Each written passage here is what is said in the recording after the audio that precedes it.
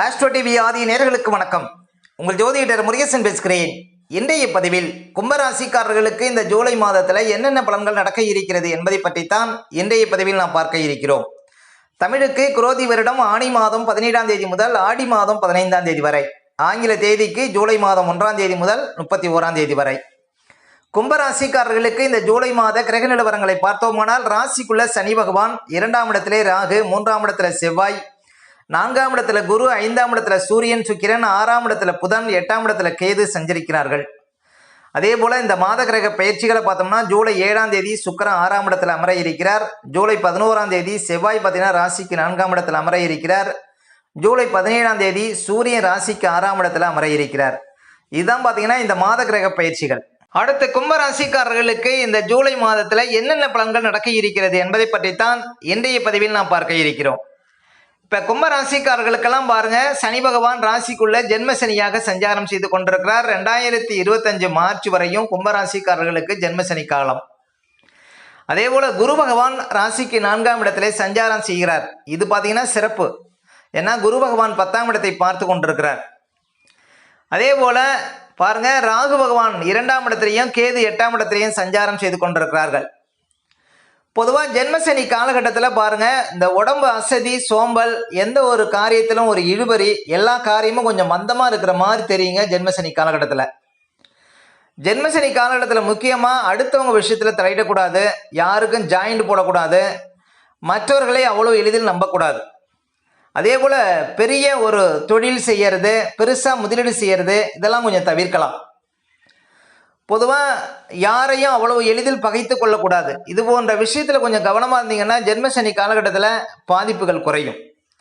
எங்கே போனாலும் எதிர்ப்புகள், எங்கே போனாலும் போட்டிகள் தென்படும். கும்பராசிக்காரர்களுக்கு ஜென்மசனி காலம்தான் வாழ்க்கையில் ஒரு மோசமான காலகட்டம் அப்படின்னு சொல்லலாம். அப்போ இந்த காலகட்டத்தில் கொஞ்சம் எச்சரிக்கையாக இருந்தீங்கன்னா வரக்கூடிய பாதிப்புகளை நம்ம குறைக்க முடியும், தவிர்க்க முடியும். நிறைய சவால்களை சந்திக்கக்கூடிய சூழ்நிலை ஏற்படும்.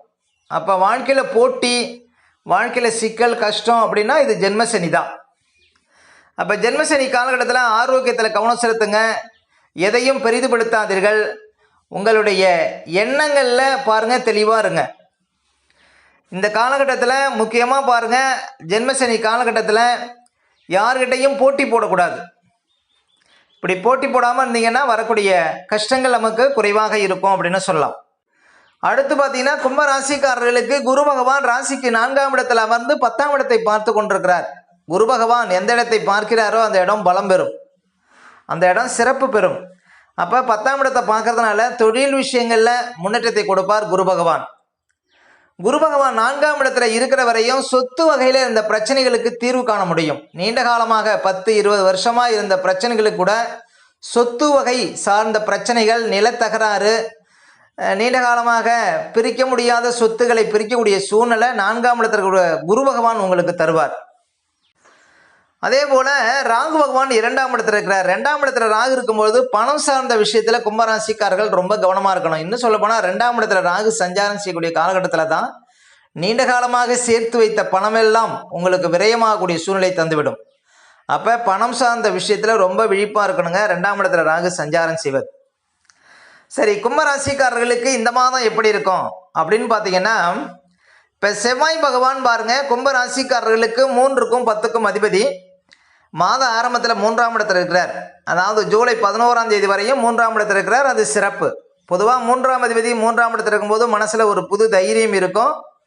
அதே போல் எங்கே போனாலும் ஒரு முன்னேற்றம், அதாவது நீங்கள் செய்யக்கூடிய முயற்சிகளில் பாருங்கள் முன்னேற்றம் கிடைக்கும். அதே செவ்வாய் 4ஆம் இடத்துக்கு போகிறார். அது 4ஆம் இடத்துல குரு பகவான் சஞ்சாரம் செய்து கொண்டிருக்கிறார். அப்போ 3க்கும் 10க்கும் அதிபதியாக உள்ள செவ்வாய் பகவான் குருவை நோக்கி பயணிப்பதனால இந்த செவ்வாய் பார்த்தீங்கன்னா பலம் பெறுகிறார் அப்படின்னு சொல்லலாம். அப்போ 3ஆம் அதிபதி குருவை நோக்கி பயணிப்பதனால புதுசாக ஆபரணங்கள் எடுக்க முடியும். இந்த மாதம் ஜூலை 11ஆம் தேதிக்கு பிறகு ஆபரணங்கள் எடுக்க முடியும். இளைய சகோதரர்களுக்கு அதிர்ஷ்டங்கள் ஏற்படும். மனசில் ஒரு புது தைரியம் ஏற்படும்.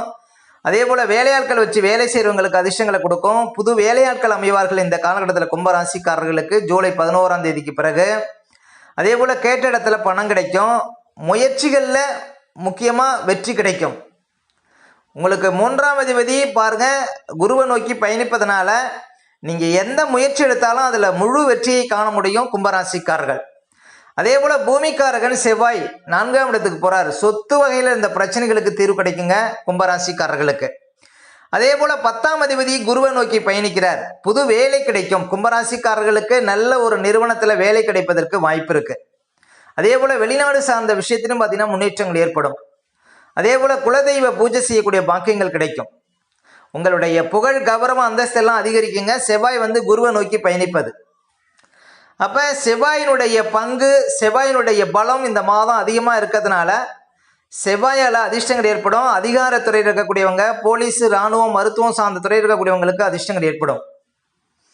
முக்கியமாக பார்த்தீங்கன்னா போட்டித் தேர்வு எழுதக்கூடியவங்களுக்கு அதிர்ஷ்டங்கள் உண்டு. கமிஷன் துறையில் இருக்கக்கூடியவங்க, ஷேர் மார்க்கெட்டில் இருக்கக்கூடியவங்க, கம்ப்யூட்டர் சார்ந்த துறையில் இருக்கக்கூடியவங்க, அதே போல் தகவல் தொடர்பு சார்ந்த துறையில் இருப்பவங்களுக்கெல்லாம் நல்ல அதிர்ஷ்டங்கள் ஏற்படுங்க கும்பராசிக்காரர்களுக்கு இந்த ஜூலை மாதம் 11ஆம் தேதிக்கு பிறகு. செவ்வாய் பார்த்தீங்கன்னா 3ஆம் அதிபதிங்க. அவர் லாபாதிபதியோடு சேர்ந்து 4ஆம் இடத்துல சஞ்சாரம் செய்கிறார். கும்பராசிக்காரர்களுக்கு ஜூலை 11ஆம் தேதிக்கு பிறகு புது வாழ்க்கை அமையும். அதாவது நல்ல வரன் அமைவதற்கு வாய்ப்பு கிடைக்குங்க கும்பராசிக்காரர்களுக்கு இந்த மாதம். அதே போல் பாருங்க, புதன் பகவான் 6ஆம் இடத்துல இருக்கிறார். ஆகஸ்ட் 31ஆம் தேதி வரையும் புதன் பகவான் 6ஆம் இடத்துல தான் இருப்பார். புதன் 6ஆம் இடத்துல இருப்பது பாருங்க, இந்த வியாபாரம் சொந்த தொழில் செய்யக்கூடியவங்க பாருங்க கொஞ்சம் கவனமாக இருக்கணும். அதாவது வரக்கூடிய கஸ்டமர்கிட்ட பாருங்க கவனமாக பேசணும். அதாவது யாரையும் பாருங்க பகைத்து கொள்ளக்கூடாது அப்படின்னு சொல்லலாம். புதன் 6ஆம் இடத்துல இருப்பது. வியாபாரத்தில் இருப்பவங்க கொஞ்சம் எச்சரிக்கையாக இருக்கணும். ஆனால் புதன் பகவான் 8ஆம் அதிபதிங்கிறதுனால எதிர்பாராத யோகம் கிடைக்கும். குருட்டு அதிர்ஷ்டங்கிறது இருக்கும் புதன் 6ஆம் இடத்துல மறைவது. இன்னும் சொல்ல போனால் 8ஆம் அதிபதி 6ஆம் இடத்துல 12ஆம் இடத்தை பார்க்கறதுனால விற்காத பொருள் விற்கும். ஒரு இடம் விற்கணும், ஒரு வண்டி வாகனம் விற்கணும் அப்படின்னா அது நல்ல விலைக்கு விற்கக்கூடிய ஒரு யோகத்தை கொடுக்கும்.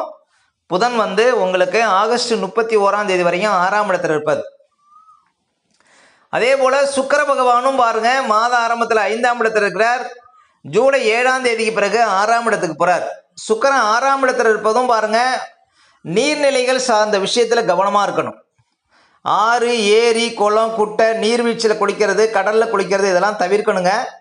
ஜூலை 7ஆம் தேதியிலிருந்து ஒரு 25 நாட்கள் கும்பராசிக்காரர்கள். அதே போல் சுக்கிர வாகனக்காரகன் 6ஆம் இடத்துல சஞ்சாரம் செய்கிறார். ஜூலை 7ஆம் தேதியிலிருந்து வண்டி வாகனத்தில் செல்லும்போது ரொம்ப விழிப்பாக போகணும். அதே போல் கும்பராசி ஆண்கள் பெண்கள் விஷயத்திலையும், கும்பராசி பெண்கள் ஆண்கள் விஷயத்திலையும் ரொம்ப விழிப்பாக இருக்கணும். சுக்கிரன் 6ஆம் இடத்துல சஞ்சாரம் செய்வது. முக்கியமாக பணம் சார்ந்த விஷயத்தில் விழிப்பாக இருக்கணும். அடுத்தவங்க விஷயத்தில் தலையிடக்கூடாது கும்பராசிக்காரர்கள் இந்த மாதம். அடுத்து கும்பராசிக்காரர்களுக்கு சந்திராஷ்டமம். கும்பராசிக்காரர்களுக்கு இந்த மாதம் எந்த தேதிகளில் சந்திராஷ்டமம் வரும் அப்படின்னு பார்த்தீங்கன்னா, இந்த ஜூலை 11, 12, 13 இந்த தேதிகளில் உங்களுக்கு சந்திராஷ்டமம் இருக்குங்க. இந்த தேதிகளில் மட்டும் கொஞ்சம் கவனமாக இருக்கணும். சந்திராஷ்டம தினங்களில் தான் நம்முடைய உடல்காரகன் மனோகாரகன் என்று சொல்லக்கூடிய சந்திரன் 8ல் மறையும் பொழுது நம்ம உடல் ரீதியாகவும் மன ரீதியாகவும் அந்த நாட்களில் பாதிப்படைவோம். அந்த நாட்களில் தாங்க இந்த பதட்டம், படபடப்பு, தெளிவில்லாத நிலை, மனக்குழப்பம் இதெல்லாம் கொடுக்கும். அதனால தான் சந்திராஷ்டம தினங்களில் புது முயற்சிகள்லாம் தவிர்க்கணும். அதே போல் வண்டி வாகனத்தில் செல்லும்போது பாதுகாப்பு கவசங்கள்லாம் கண்டிப்பாக அணியணுங்க. மற்றவங்கள்ட்ட பேசும்போதெல்லாம் ரொம்ப நிதானமாக பேச வேண்டிய நாள் பார்த்தீங்கன்னா இந்த சந்திராஷ்டம தினங்கள். அதனால் சந்திராஷ்டம தினங்களை அனுசரிங்கள், வாழ்க்கையில் வளம் பெறுங்கள். மேலும் கும்பராசிக்காரர்களுக்கு இந்த மாதம் எந்த தேதிகளில் பணப்புழக்கம் சிறப்பாக இருக்கும் அப்படின்னு பார்த்தீங்கன்னா, இந்த ஜூலை 1, 2, ஜூலை 7, 8, 9, 10, 11, அதே போல் ஜூலை 18, 19, 20, ஜூலை 23, 24, 25, ஜூலை 28, 29 இந்த தேதிகளில் நிறைய பணப்புழக்கத்தை பார்க்க முடியும் கும்பராசிக்காரர்கள். ஓகே, இந்த வீடியோ பிடிச்சிருந்தா ஒரு லைக் கொடுங்க. உங்கள் கருத்துக்களையும் கருணையும் கமெண்ட்ஸில் பதிவிடுங்க. நம்ம பல வீடியோ கொடுக்க இருக்கிறோம். நம்ம சேனலை சப்ஸ்கிரைப் பண்ணுங்கள். பக்கத்தில் வரும் பெல் பட்டனை கிளிக் பண்ணுங்கள். நன்றி, வணக்கம்.